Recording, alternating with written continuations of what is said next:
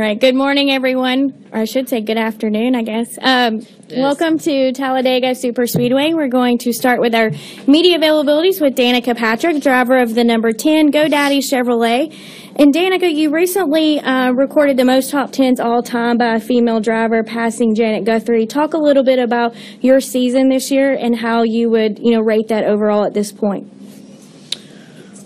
I think we get rated in the point standings every year, so that's usually how people think of the season and how it's going. But it's going better. It's going better than it has yet in Cup. I think that we definitely, as a team, had challenges put on our plate to start the year off with new crew chief and me being a new driver for him, and just a lot of changes overall. But I think that we've overcome them really well, and we still have our tough and rough weekends, but I feel like as personalities we work together well, and we get upset and we have our moments, but we are able to communicate really well during. So I think that our professionalism and sort of staying even keel with each other is what's allowing us to be able to get the most out of each race weekend and each race themselves. So I think that in general it's going pretty well, and it makes me look forward to where we will evolve to, because in my mind, for the most part, it really can only get better as we are still, learning each other and learning what setups work for me and what changes work for me. So makes me excited. All right, we'll go ahead and take questions for Danica. If you have one, please raise your name and state your name and affiliation, and I'm sorry, I can't see.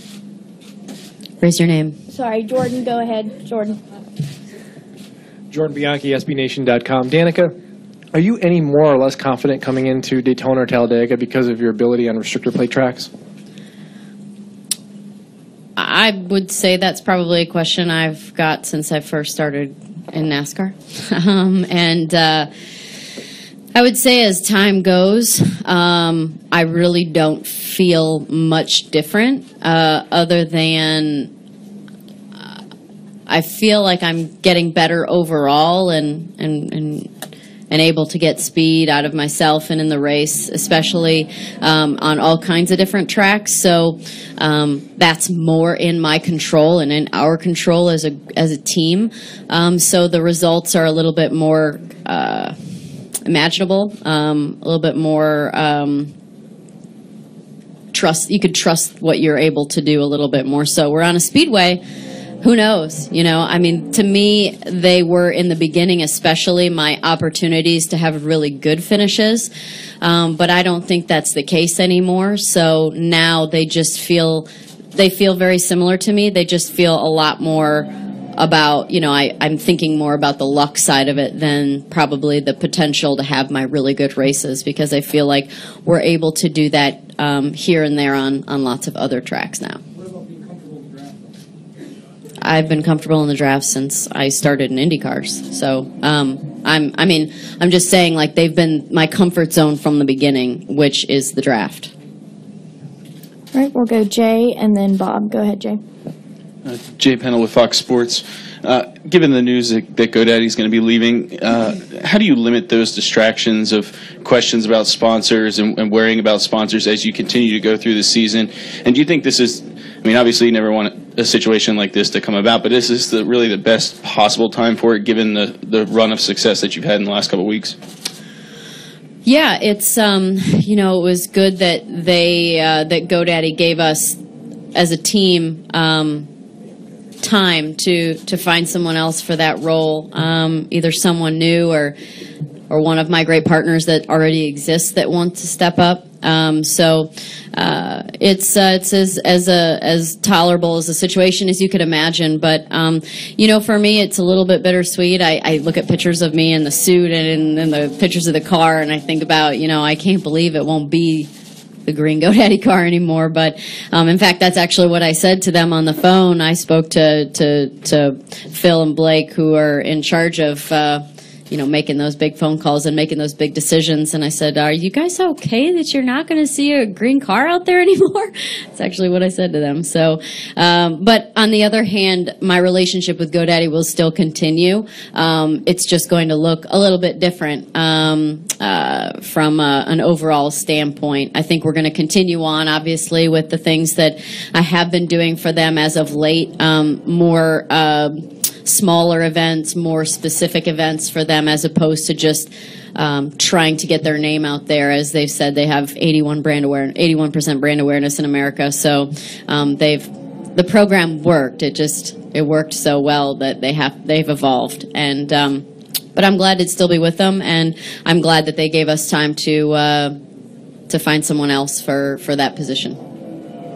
All right, Bob, go ahead. Bob Hocker, ESPN.com. How long do you focus on trying to remain at Stewart Haas, and when do you start really listening and discussing options with other teams? Bob, I feel like you read that one. Did you read that one? It looked like you read that one. That's not normal. Is it? Oh, do you think before you speak? Like, I don't.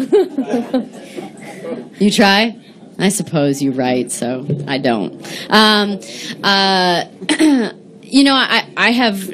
really am happy at Stewart Haas, and they're working hard already to find someone for the new primary position.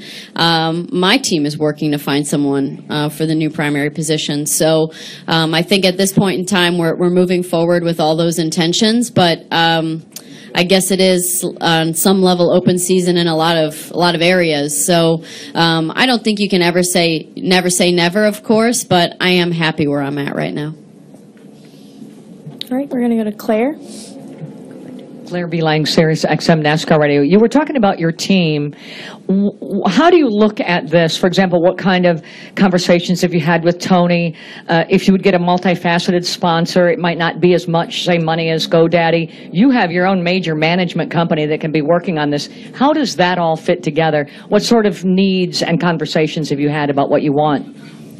Well, to imagine that this scenario was not possible is a lie, of course. I mean, we knew that it was possible that GoDaddy would go away. So I think that we're all ready and prepared to move on and to figure other things out. And so, I don't know exactly. I'm fortunate that I have such great people working around me that they don't have to let me in on every day-to-day conversation they have and what's happening. It's really only the big things and the things that they might need me for.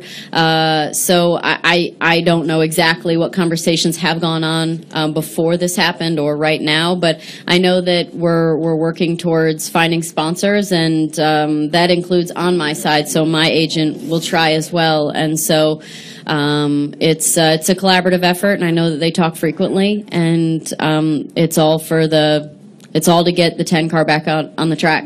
So I haven't talked to Tony about it yet, so I will talk to him and say pretty much what I've said to anyone I've seen that had happened is, I'm sorry, this is our new scenario. But on the other hand, GoDaddy's been really great. I say that, and it's like, it sounds like such a letdown that they've had, but they've been phenomenal. Like, they have been an enormous supporter through every transition. I mean, they supported me when I just wanted to run nationwide to get experience. So they've been great, but it is a new scenario, and we're going to have to figure it out, and it is a challenge, no doubt. Finding primary sponsors is a challenge, but I feel confident that of all the people to find sponsors, I believe in my agent and my team. And we'll figure it out. All right, we're going to go to Nate and Kenny. Nate Ryan, NBC Sports. Can you see me? I can see you. Okay.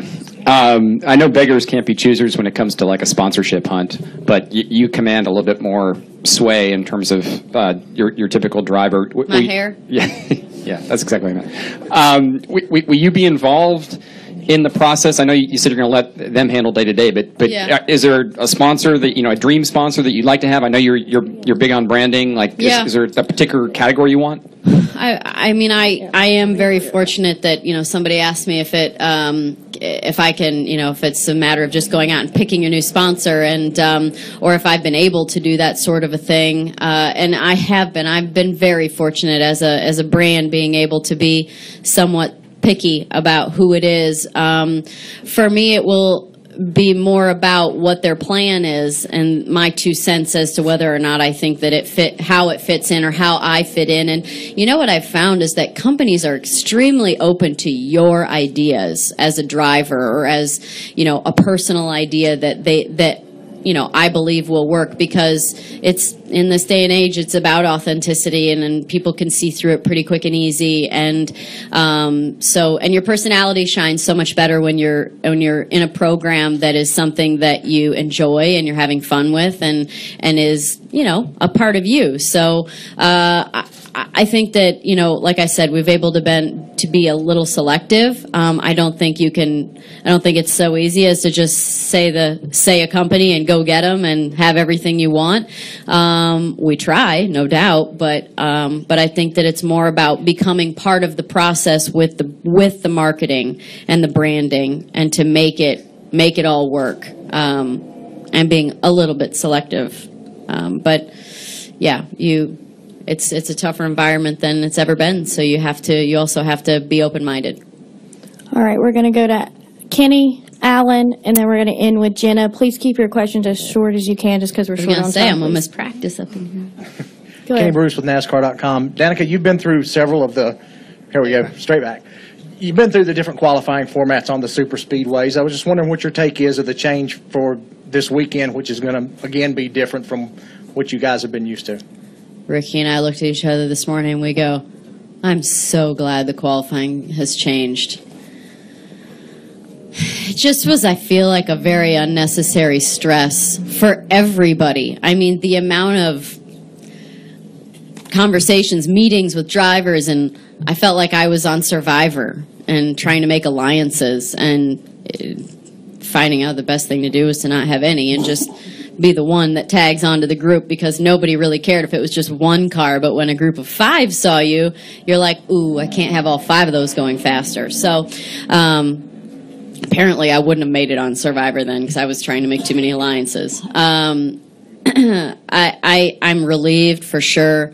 I think that it's a relief, got to be a relief for the teams too, for a lot of teams anyway. And like Ricky and I were talking about, it was tough to think that, a car that might not be fast enough to qualify on its own could be on the front row, but that was the scenario we were in. So, I think more than anything for teams like Stewart, Haas, and big teams that have fast cars on the speedway, it's an opportunity to display their talents and their abilities as car builders, and the positions that they've earned at great teams.